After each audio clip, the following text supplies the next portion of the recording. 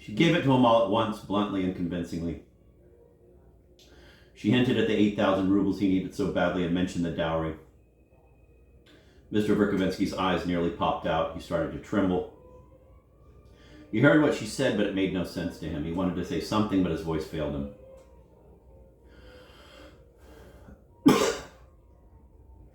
He only knew that it would be as she had decided, that it was pointless to resist, and that for all practical purposes he was irrevocably married. My bon ami, it would be for the third time and at my age, and she's only a child, he managed to say at last. Un enfant. A child? She's 20, remember? Will you kindly stop rolling your eyes? You're not on the stage. You're terribly clever and learned and all that, but you know nothing about life and you need a full-time nurse. If I die, what'll happen to you? She'll be a perfect nanny for you. She's modest, firm, and sensible, and of course I'll still be around for some time, for I hope I won't die this moment. She's a homebody and an angel of gentleness. This happy idea first occurred to me when I was in Switzerland. Don't you understand what it means when I tell you myself that she's an angel of gentleness? Mrs. Stavrogin suddenly shouted furiously. You're living in a mess, and she'll introduce cleanliness and order here. Everything will shine like a mirror. Do you really think that in presenting you with this treasure I should have to enumerate all the advantages you'll enjoy by accepting? Why, you should go down on your knees, you shallow, worthless creature. But I'm an old man. What's 53? 50 isn't the end of life. It's only half a lifespan. You're a handsome man. You know it very well. And you also know that she has great respect for you. If I died now, what would become of her? But married to you, she'll be safe, and I'll feel reassured about her. You are a respected man. You have a name and a kind heart. You have an allowance that I consider it my duty to pay you. Perhaps you'll save her from all sorts of things. In any case, you'll be doing her an honor. You'll prepare her for life, mold her character, guide her views. So many young people are ruined nowadays because they're misguided. And in the meantime, your book will come out, and people will talk about you again. That's funny. I was thinking just recently of starting work on my Tales from Spanish History, Mr. Verkovensky said, gratified by Mrs. Stavrogin's adroit flattery. Well, there you are. But what about her? Have you mentioned it to her? Don't you worry about her. Anyway, that's none of your concern. Of course, you'll have to propose to her yourself, persuade her, beseech her, and all that sort of thing. But don't worry, I'll be around. I'll see that everything's all right. Besides, I know you're in love with her. He felt dizzy. The room began to sway. He had a terrible thought that he couldn't push out of his mind. Excellent ami, he gasped, trembling. I never would have imagined you'd want to marry me off to another. You're not a young girl, Stepan. Only girls get married off. Remember that, Mrs. Stavrogin said cuttingly. Well, maybe I didn't put it very well, but he looked at her sheepishly. You certainly didn't, she hissed at him scornfully. Oh, good Lord, now he's going to faint. Nastasia, get some water, quickly. But he didn't need the water. He recovered. Mrs. Stavrogin took her umbrella. I can see it's no use talking to you in your present state. Oui, je suis incapable. But by tomorrow you'll have had a rest and thought it over. Stay home, and if something happens, let me know. Even if it's in the middle of the night. And don't bother to write me any letters. I won't read them. I'll come here tomorrow for a more definite answer. And it had better be a satisfactory one. Until then, try not to have any of your friends in, and I don't want to find this place in the disgusting mess in which it was this time. It's a real disgrace. Nastasia, come here. Needless to say, the next day he said yes. There was a special circumstance that had to be taken into consideration. What we have referred to as Stepan Verkovensky's estate, a 50-soul affair by pre-emancipation evaluation, didn't actually belong to him.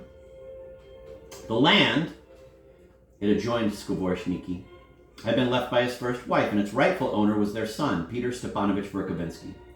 Stepan Verkovensky had simply held the estate in trust for his heir.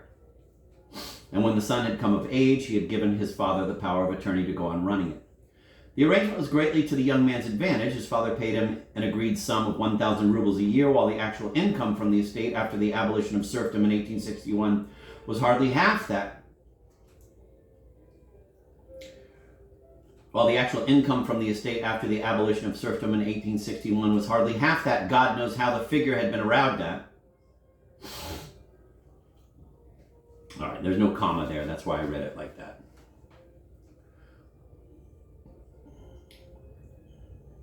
His father paid him an agreed sum of 1,000 rubles a year, while the actual income from the estate after the abolition of serfdom in 1861 was hardly half that. Maybe there's supposed to be a period there. God knows how the figure had been arrived at. Anyway, it was Mrs. Stavrogin who yearly made good on the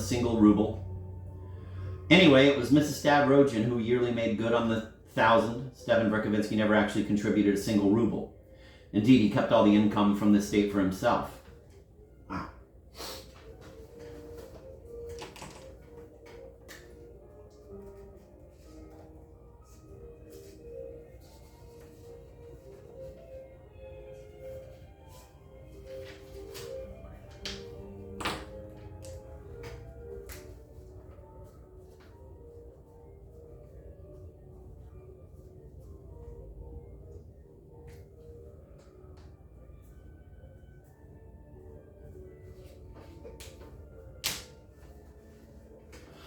Furthermore, he drastically reduced its value by renting it out to some dealer, and without Mrs. Stavrogin's knowledge, selling for timber the woods that were its main asset. He sold the woods bit by bit for some time.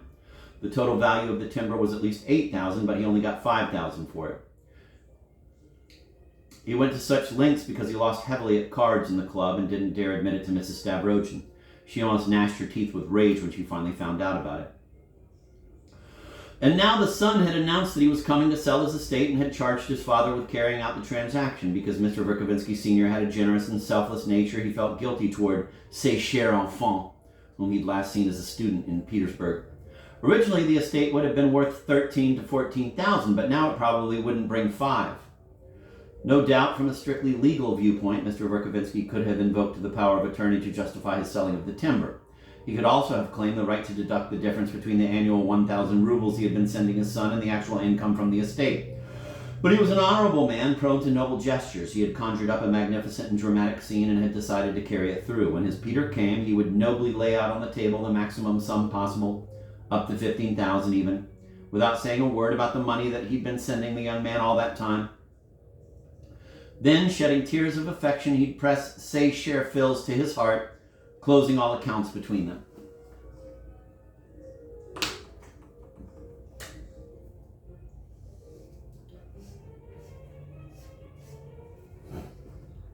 I just wonder now on this 20th reading of this book, if Stepan Verkovensky would be that noble. Wouldn't he at least explain to Peter that he'd been paying him more money than he was making?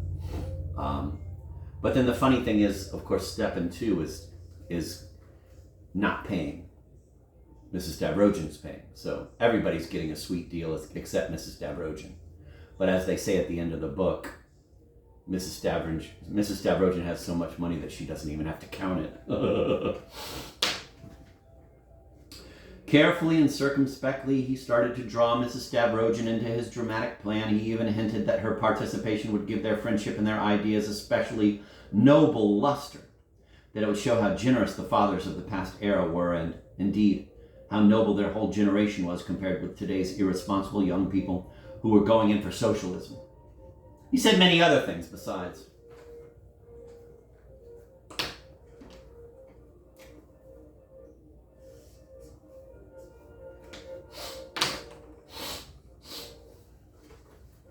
Mrs. Stavrogin just let him talk. Then one day she announced that she was willing to pay the top price, that is 6, maybe even 7,000. 4 would have been quite fair, really, she said. She did not specifically mention the depreciation amounting to 8,000 rubles caused by the felling of the trees.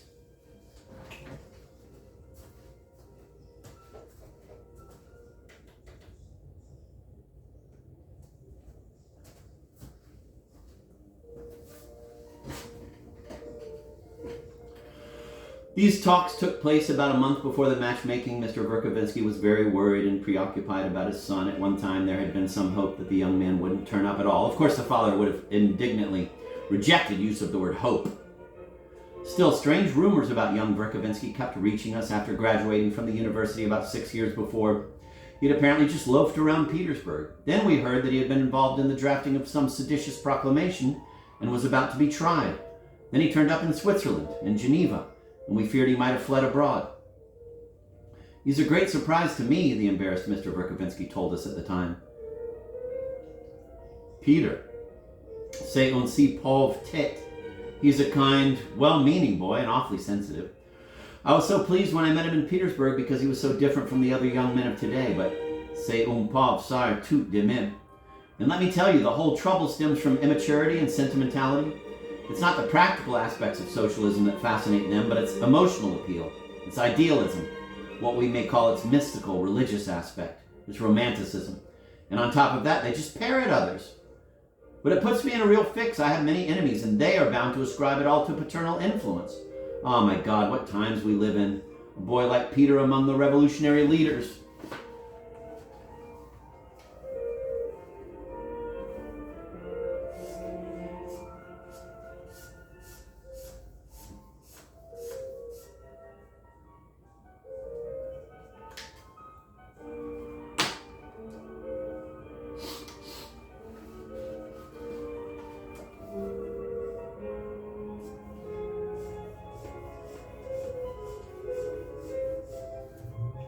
Shika bing da ding da dong, shinka.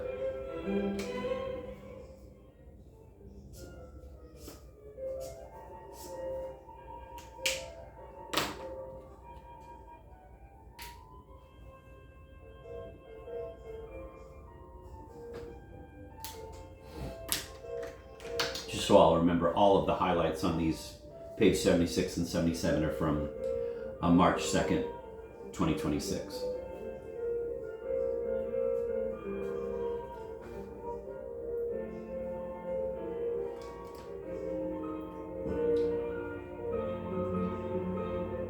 Soon afterward, however, Peter Verkovensky sent his father his exact address in Switzerland so his money could be sent there. That proved he had left the country legally. Now, having spent 4 years abroad, he was suddenly back in Russia and had informed his father of his forthcoming arrival in our town. That meant he had never really been in trouble with the authorities.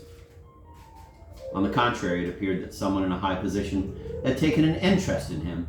His letter had been mailed from southern Russia, where he was on some important errand, trying to organize something. I'm going to switch to the bigger book because I'm old and the writing's bigger. So we're going to go from Andrew R. McAndrew to Pavir and Velikonski. D, D, D, D, D.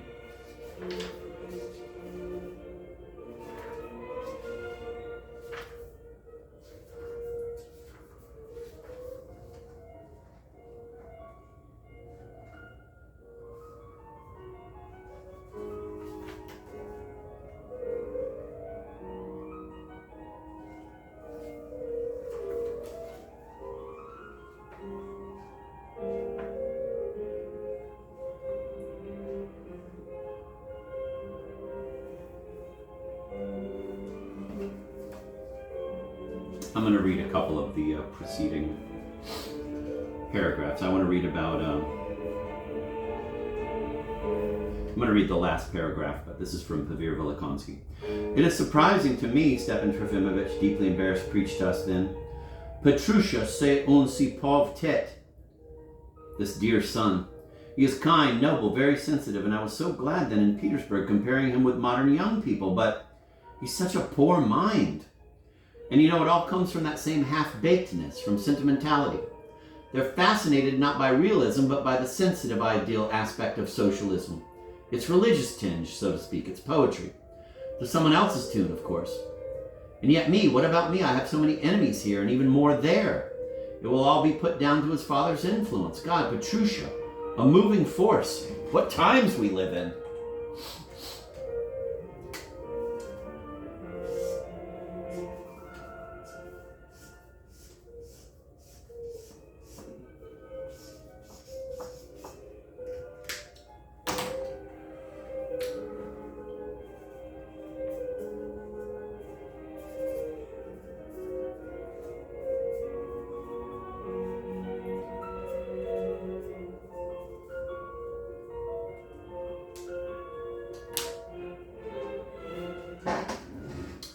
Petrusha, by the way, very soon... Oh, I already read that part.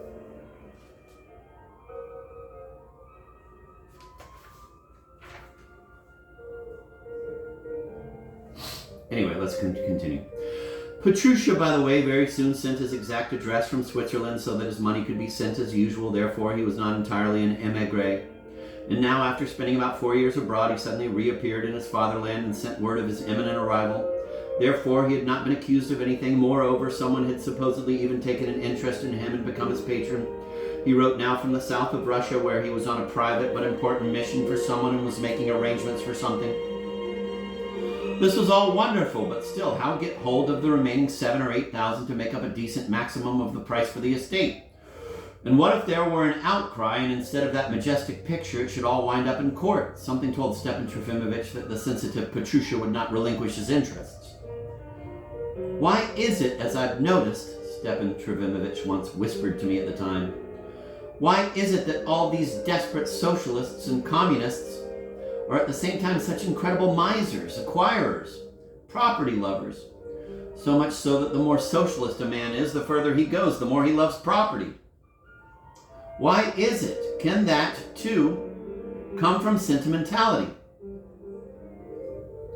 I do not know what truth there is in Stepan Trofimovich's observation. I only know that Petruchia had obtained some information about the sale of the timber and the rest of it, and that Stepan Trofimovich knew he had obtained this information.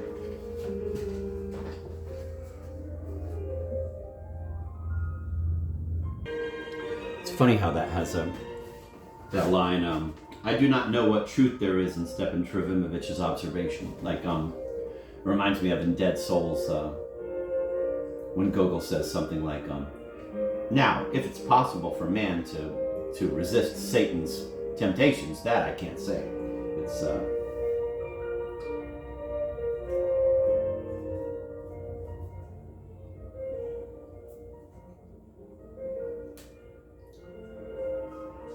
I also happened to read Petruchia's letters to his father. He wrote extremely rarely, once a year, or even less often. But just recently, he had sent 2 letters, almost one after the other, giving notice of his imminent arrival. All his letters were short, dry, consisting only of directives, and as the father and son, ever since Petersburg, had been addressing each other on familiar terms, according to the fashion, Petruchia's letters looked decidedly like those letters of instruction that old-time landowners used to send from the capital to the house serfs appointed to manage their estates.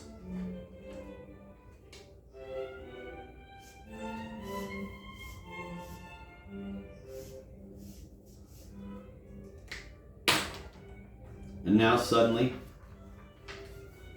the 8,000 that would resolve the situation came flying out of Varvara Petrovna's proposal. And with that, she let him understand clearly that it could not come flying from anywhere else. Naturally, Stepan Trofimovich accepted. Wild. So she sees that he wants that. Varvara sees that that's what he wants. She wants him, but why would she want him to marry Dasha?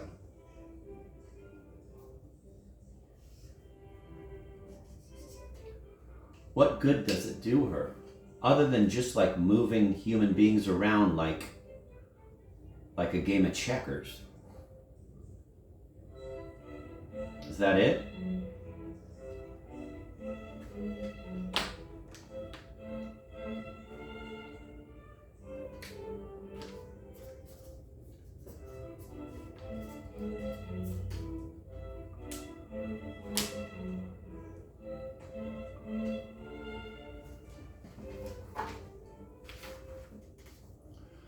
As soon as she left, he sent for me and locked the door to everyone else for the whole day. Of course, he wept a little. He spoke much and well, got much and badly mixed up, accidentally made a pun, and remained pleased with it. Then came a slight coloring. In short, everything took place in due order. After which he brought out a portrait of his little German wife, now 20 years deceased, and began calling to her plaintively, "Will you forgive me?" Generally, he was somehow befuddled, and we had a bit to drink in our grief. Soon, however, he fell fast asleep. Next morning, he expertly knotted his tie, dressed with care, and went frequently to look at himself in the mirror. He sprayed perfume on his handkerchief, just a tiny bit, by the way. And then as soon as he caught sight of Varvara Petrovna through the window, he quickly took another handkerchief and hid the perfumed one under the pillow. I'm going to go back to the Andrew R. McAndrew, because I always feel like I'm cheating on him when I read from the other ones. And I'm going to read the last paragraph just so you get the vibe of how different the translations are. In the morning he dressed with the utmost care, constantly preened himself before the mirror and tied his cravat beautifully. He discreetly sprinkled perfume on his handkerchief, but when he caught sight of Mrs. Stavrogin through the window, he quickly took another handkerchief, hiding the scented one under a cushion.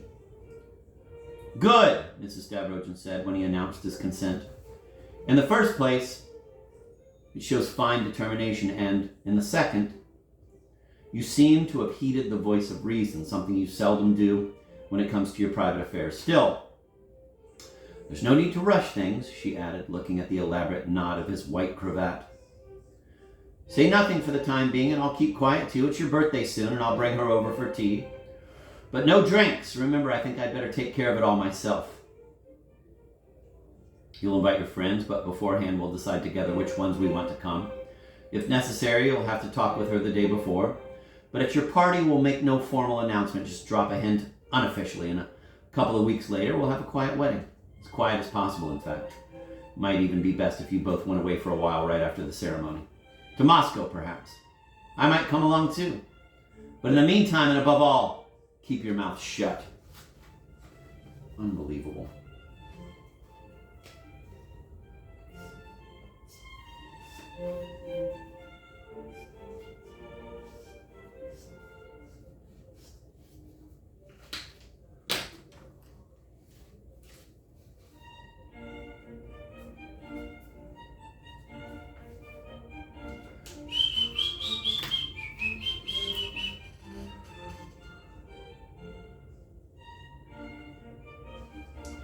He was surprised. He even protested feebly that he didn't see how he could go through with it without talking it over with the bride-to-be. But Mrs. Stavrogin replied sharply, "And what would be the point of that? It may still fall through." "What do you mean?" he muttered, completely at a loss. "Just what I say. I still have to decide." "Oh, all right, everything will go off just as I said. After that, I'll break the news to her myself. There's no need for you to interfere. Everything necessary will be said and done. How can you help matters? Well, you can't. So please stay away from her and don't write her any letters either. Don't make a sound, and I'll keep quiet too." She firmly refused to explain further and left looking rather upset. She may have been a bit surprised at his eagerness to comply.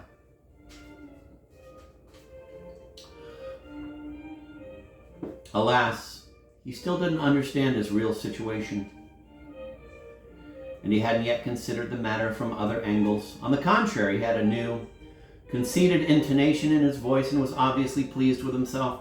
"I don't like it at all," he kept repeating, stopping in front of me and spreading out his arms. "You know what? I think she's trying to make things so difficult for me that I will finally refuse. She knows even my patience has limits, and I too may be finally driven to say no. She tells me to keep my mouth shut and not to communicate with my bride-to-be, but why then do I have to marry at all? Just because she's got the ridiculous idea in her head? But I am a responsible man and may not wish to submit to the fancies of a cranky woman. I have responsibilities toward my son and toward myself. Doesn't she realize that I'm sacrificing myself? Perhaps I'm willing to go through with it only because I'm tired of life and nothing matters to me anymore. But if she keeps irritating me like this, it will matter to me. I'll resent it and I'll refuse. Et enfin le ridicule. What will they say in the club? What will the Putin say?" And she says it may still fall through. What do you think of that? Really tops everything. It's really too much to stand. No, really, I'm a man with his back to the wall. And all the time there was something whimsically conceited, something playful in those self-pitying complaints. Later, we had a few more drinks.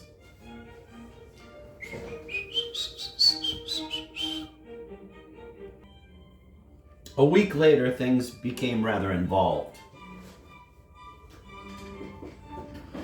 It was, by the way, a very hectic week for me, for being his closest confidant, I never left my poor betrothed friend. He was oppressed by shame more than anything else, and since that week there was no one except me before whom he could be ashamed. He was ashamed even before me. And the more secrets he revealed to me, the more ashamed he became, and the more he resented me. Wow.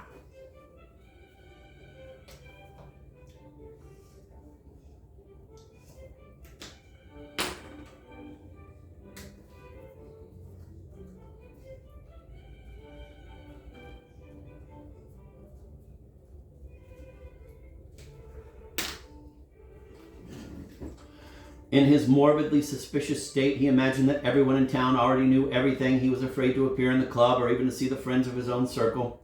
He even took to going out for his daily exercise after nightfall when it was dark.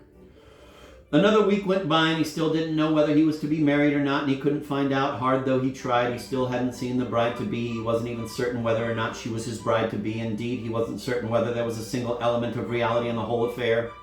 And for some reason, Mrs. Stavrogin wouldn't even receive him herself. She answered one of his early letters, and he wrote many more after it, asking him plainly to please leave her alone, for she was very busy just then. She also informed him that she had many important things to tell him and was waiting till she had a free moment. He would just have to wait, and she would let him know when he could come and see her. Finally, she warned him that if he wrote to her again, she would simply send his letters back unopened, because his writing was nothing but a silly, childish game. He showed me that note, and I read it myself. However, it's wild how he weaves in like that he's like really a part of the story, you know. Sooner or later, this narrator, and I think his name's Anton Govorov, disappears, but you've already developed complete trust in him. Complete trust in him as a narrator, because he keeps telling you, oh, I saw the letter itself, or Stepan punched some holes in the plaster and I saw the holes in the plaster myself. Like, he becomes a dependable narrator. However, this vexation and uncertainty were nothing compared to his main concern. This constantly obsessed him, causing him to grow thin and haggard.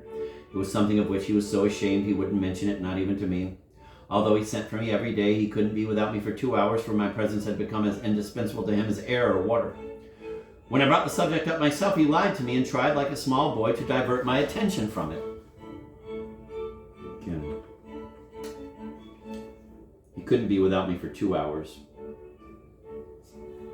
Again, just showing you how deep into the narrative, how omniscient this guy is to what's happening.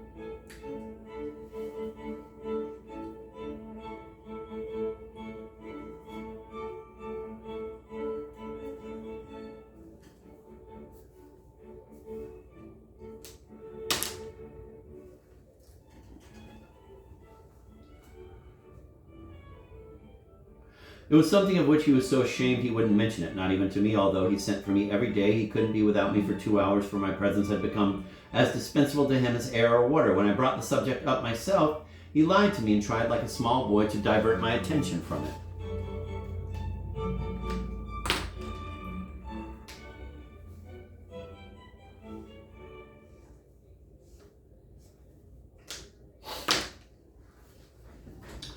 That rather offended me, of course, since I knew him inside out. I guessed his great secret from the start. At the time, that secret rather discredited him in my eyes. I was still young then and was most indignant at the coarseness and ugliness of his suspicions. On the spur of the moment, perhaps I was getting rather bored with my role of confidant. I was perhaps too severe in my judgment of him. In my callousness, I wanted him to make a clean breast of it all, although I realized that some things are hard to admit. On his part, he saw through me too and realized how well I knew him and that I was furious with him. So then he was furious with me for being furious with him and seeing through him.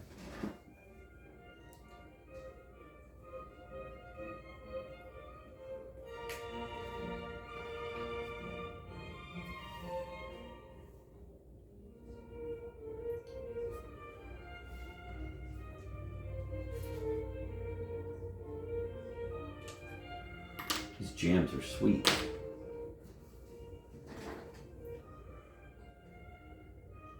My irritation could be called petty and silly, but it is very bad for real friends to be constantly together, face to face. In a sense, he appraised certain aspects of his situation sensibly and was even rather subtle about certain points that he wasn't trying to hide. Don't imagine she has always been like that, he'd say of Mrs. Stavrogin. She was very different when we used to talk together. Can you imagine she could still keep up a conversation then? Would you believe me if I told you she once had some ideas of her own? She's quite changed now.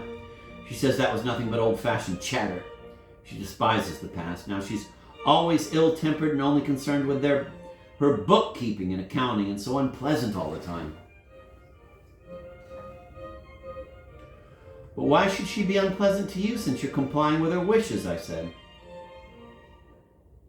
Cher ami, he replied, giving me a subtle look.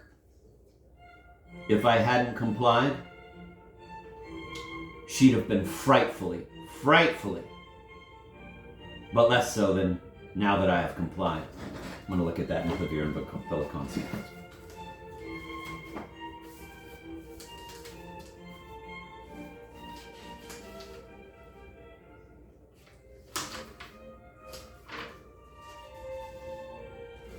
All right, so this is Pavir and Velikonski. What is there for her to be angry about since you've done what she demanded? I objected to him. He gave me a subtle look. Cher ami. If I hadn't consented, she would have been terribly angry. Terribly. But still less than she is now that I have consented. He remained pleased with this phrase of his, and we finished a little bottle that evening.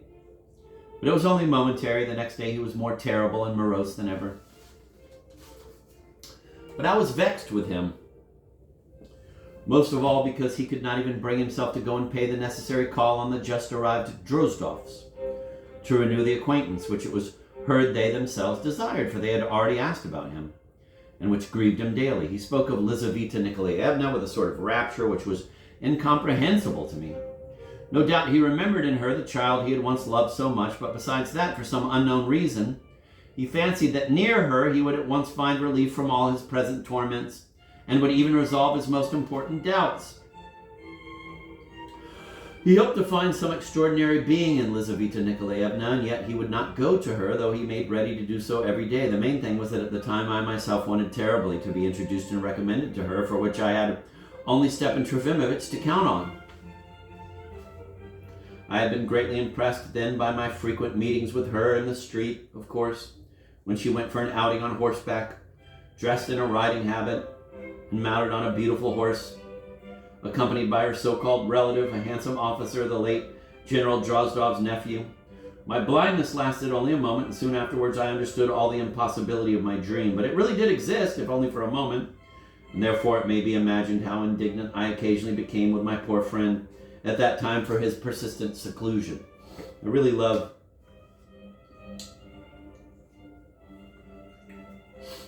because I haven't really paid attention to this, but that Anton Gavarov, the narrator, obviously thought that Liza was hot and just wanted to be in the same room with her. I think he calls her an Amazon at some point. I'm going to read the other translation. I know he says, we didn't have any Amazons in our town. Let's see.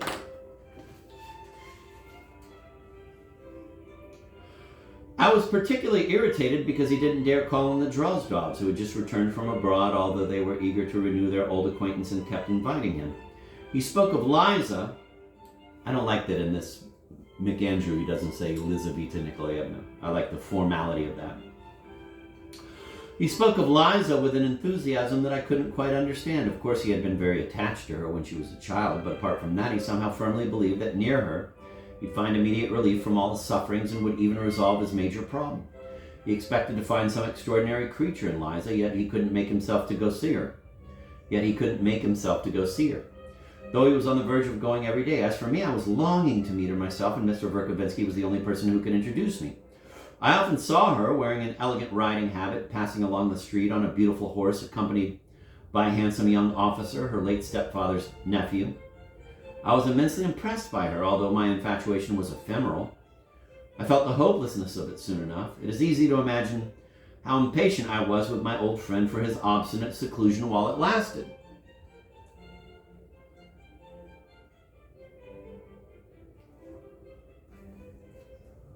First, all our regular friends were warned that Mr. Verkovensky was anxious to be left alone and couldn't receive anyone for some time.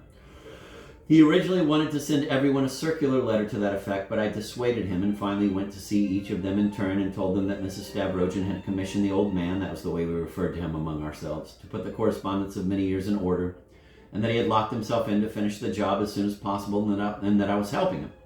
Laputin was the only one I didn't have time to see. I kept postponing my visit to him. As a matter of fact, I dreaded it. I knew that he wouldn't believe a single word of my story and that he would think there was a secret being kept only from him. I was sure that as soon as I left him, he'd go tearing all over town, prying and gossiping. But while I was still thinking about it, I ran into him in the street. It turned out that he had already been informed by others whom I had warned. Surprisingly enough, he didn't inquire about Mr. Verkovensky. Instead, he interrupted me while I was apologizing to him for not having visited him and started talking about something very different. True, he had plenty to tell me. He was very agitated and was pleased to find someone to listen to him. He proceeded to tell me all the local news, the arrival of the new governor's wife, who was so full of talk about the new ideas, the opposition of her that had already formed in the club, how people were going around shouting about the new ideas and how everyone had become caught up in them and so on. He talked without stopping for a good quarter of an hour, and he was so entertaining that I couldn't tear myself away. I could never stand the man, but I must say he had a gift for making people listen to him, particularly when he was furious about something. In my opinion, he was a born spy. He always knew what was going on in town, especially if there was something scandalous about it, and it was surprising how nasty he could be about things that were obviously none of his concern. I've always felt that the main trait in his character was envy. When later in the evening I reported my meeting with Laputin and our conversation to Mr. Verkovensky, he suddenly became very agitated and asked me an inane question. Does Laputin know? I tried to explain to him that the man couldn't possibly know anything because there was no one who could have informed him, but Mr. Verkovensky clung stubbornly to his suspicion. Take my word for it, he concluded unexpectedly. He not only knows everything down to the minutest detail about our situation, he knows things that neither you nor I know. Things that we may never find out, or if we do, it'll be too late. I made no comment, but there was a lot behind these words. After that, Laputin's name didn't come up for 5 days. I felt that Mr. Verkovensky was displeased with himself for bearing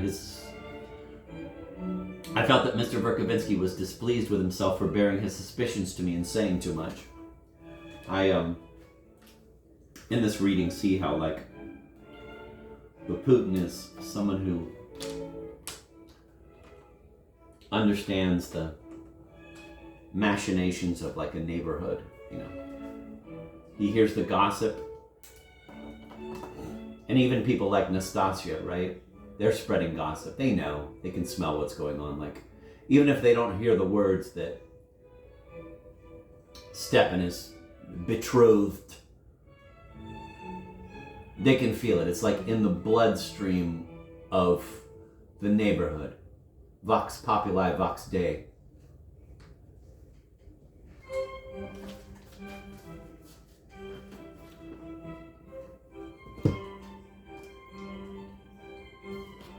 I'm going to go back and read it in a...